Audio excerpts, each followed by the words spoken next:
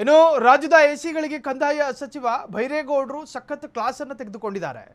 ಪ್ರಗತಿ ಪರಿಶೀಲನೆ ಸಭೆಯಲ್ಲಿ ಎಸಿಗಳಿಗೆ ನೀತಿ ಪಾಠ ಮಾಡಿದ ಸಚಿವರು ವಿಕಾಸ ಸೌಧದಿಂದ ಎಸಿಗಳ ಜೊತೆ ವಿಡಿಯೋ ಕಾನ್ಫರೆನ್ಸ್ ಮಾಡಿದ್ದಾರೆ. ಸಚಿವರ ಸಭೆಯಲ್ಲಿ ಮಂಕಾಗಿ ಕುಳಿತ ಬೆಂಗಳೂರು ಉತ್ತರ ವಲಯ ಎಸಿ ಕಿರಣ್.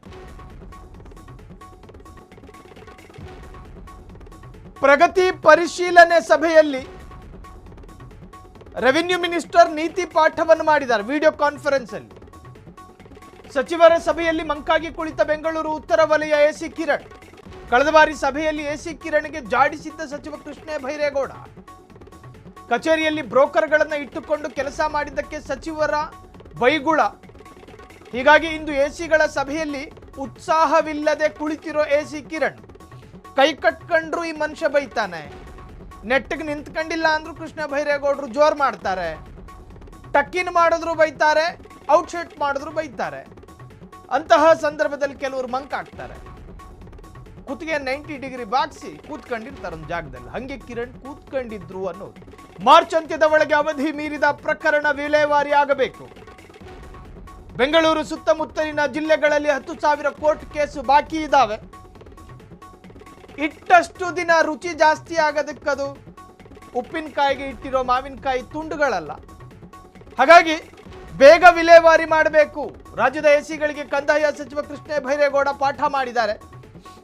ಒಂದಷ್ಟು ನೀತಿ ಕಥೆಗಳನ್ನು ಹೇಳಿ ನೀತಿ ಪಾಠವನ್ನು ಮಾಡಿದ್ದಾರೆ.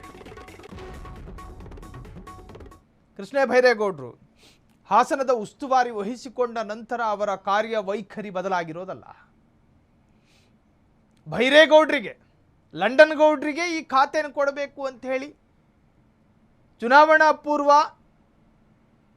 ಕಾಂಗ್ರೆಸ್ಸೇ ಅಧಿಕಾರಕ್ಕೆ ಬರುತ್ತೆ ಅನ್ನೋ ಒಂದು ಗುಮಾನಿ ಕಾಂಗ್ರೆಸ್ಸಿಗೆ ಬಂದ ತಕ್ಷಣ ಭೈರೇಗೌಡರನ್ನೇ ರೆವಿನ್ಯೂ ಮಿನಿಸ್ಟರ್ ಮಾಡಬೇಕು ಅನ್ನೋ ಚರ್ಚೆ. ಕಾರಣ ಒಬ್ಬ ವಿದ್ಯಾವಂತ, ಕಾಂಗ್ರೆಸ್ಸಿನ ನಿಷ್ಠಾವಂತ, ಹೀಗೆ ನಾನಾ ವ್ಯಾಖ್ಯಾನಗಳೆಲ್ಲ ಇತ್ತು. ಒಬ್ಬ ವಿದ್ಯಾವಂತ ರೆವಿನ್ಯೂ ಮಿನಿಸ್ಟರ್ ಕಾನ್ಫರೆನ್ಸ್ ಸಭೆ ಮಾಡಬೇಕಾದ್ರೆ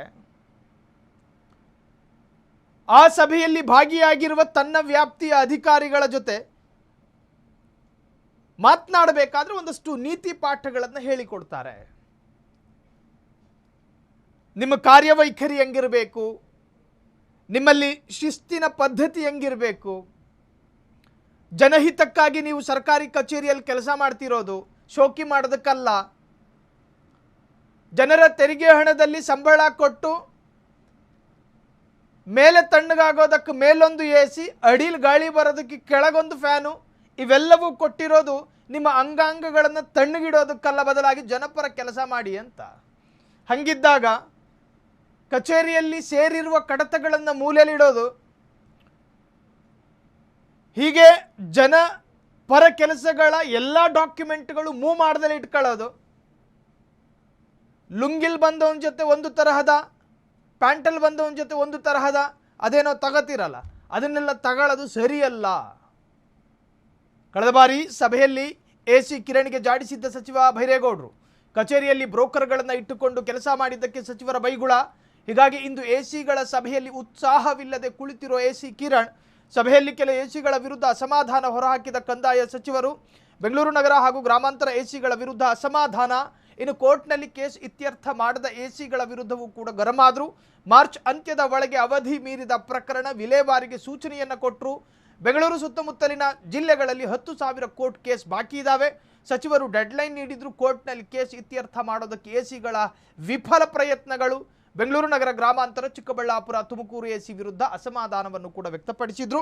ಇನ್ನು ಭೈರೇಗೌಡರ ಈ ಸೂಚನೆಗಳನ್ನು ಶಿರಸಾವಹಿಸಿ ಪಾಲಿಸ್ತಾರಾ ಮುಂದಿನ ದಿನಗಳಲ್ಲಿ ಗೊತ್ತಾಗಬೇಕಿದೆ. 13 ವರ್ಷಗಳಿಂದ ಬಾಕಿ ಉಳಿಸಿ ಜನಗಳು ಕೂಡ ನಮ್ಮ ಕಚೇರಿಗಳಿಗೆ ದಿನ ಬೆಳಿಗ್ಗೆ ಆದ್ರೆ ಅಲಿಯೋ ತರ ಮಾಡಿ ಅಸಾಧ್ಯವಾದಂತಹ ಪರಿಸ್ಥಿತಿ, ವಿಲೆ ಮಾಡಲಿಕ್ಕೆ ಆಗೋದೇ ಇಲ್ಲ ಅನ್ನುವಷ್ಟು ಸಂಖ್ಯೆಯಲ್ಲಿ ಪ್ರಕರಣಗಳನ್ನ ಹಿಂದೆನವರು ಬಾಕಿ ಬಿಟ್ಟು ಹೋಗಿದ್ದಾರೆ. ಇರ್ತಕ್ಕಂಥ 54 ಎಸಿಗಳ ಕೋರ್ಟ್ ಅಲ್ಲಿ 73,000 ಪ್ರಕರಣ ಅವಧಿ ಮೀರಿದಂತಹವು ಇದ್ದವು ಅಂತ ಹೇಳಿದ್ರೆ ಬಹುಶಃ ನಾವು ಈ ಪ್ರಕ್ರಿಯೆ ಆರಂಭ ಮಾಡಿದಾಗಲೂ ಸಹ ನಾವು ಮೊದಲಿಗೆ ಸಿಎಂ ಅವರು ಸಭೆ ಮಾಡುವಾಗ ನಾವು ಹೇಳಿದ್ವಿ ಇಷ್ಟೆಲ್ಲ ಬಾಕಿ ಇದೆ, ಇದನ್ನ ನಾವು ವಿಲೆ ಮಾಡ್ತೇವೆ ಅಂತ ನಾವು ಕಾರ್ಯದರ್ಶಿಗಳು ಹೇಳಿದಾಗ ಕೆಲವು IAS ಅಧಿಕಾರಿಗಳೇ ಹೀಗೆ ಹೇಳಿದವರು ಬಹಳ ಜನ ಇದ್ದಾರೆ, ಇಲ್ಲಿವರೆಗೂ ಯಾವುದು ವಿಲೆ ಮಾಡಕ್ ಆಗಿಲ್ಲ, ನೋಡ್ತೀವಿ ಅಂತ ಕಟಾರಿಯಾ ಅವರಿಗೆ ತಮಾಷೆ ಮಾಡಿದ್ದು ಕೂಡ ಉಂಟು. ಆದ್ರೆ ಯಾವುದು ಕೆಲಸ ಅಸಾಧ್ಯ ಅಂತ ಭಾವಿಸಿದ್ರು ಆ ಕೆಲಸವನ್ನ ಸಾಧ್ಯವಾಗಿಸುವ ರೀತಿಯಲ್ಲಿ ನೀವೆಲ್ಲರೂ ಕೂಡ ಕೆಲಸ ಮಾಡಿದ್ದೀರಾ. ಮಧ್ಯದಲ್ಲಿ ನಾನು ಕೆಲವು ಕಹಿಯಾಗಿ ನಿಷ್ಠುರವಾಗಿ ಮಾತಾಡಿರ್ಬೋದು, ಆದ್ರೆ ಅದು ಕೂಡ ಅವಶ್ಯಕತೆ ಇರ್ತದೆ. ಆಡಳಿತದ ಸಂದರ್ಭದಲ್ಲಿ ಒಳ್ಳೆ ಮಾತಿನಲ್ಲಿ ಹೇಳೋದಕ್ಕೂ ಒಂದು ಸ್ಥಾನಮಾನ ಇದೆ. ಒಳ್ಳೆ ಮಾತಿಗೆ ಗೌರವ ಕೊಡ್ಲಿಲ್ಲದೆ ಹೋದಾಗ ನಾವು ನಿಷ್ಠುರವಾಗಿನೂ ಕೂಡ ಮಾತಾಡಬೇಕಾಗುತ್ತೆ.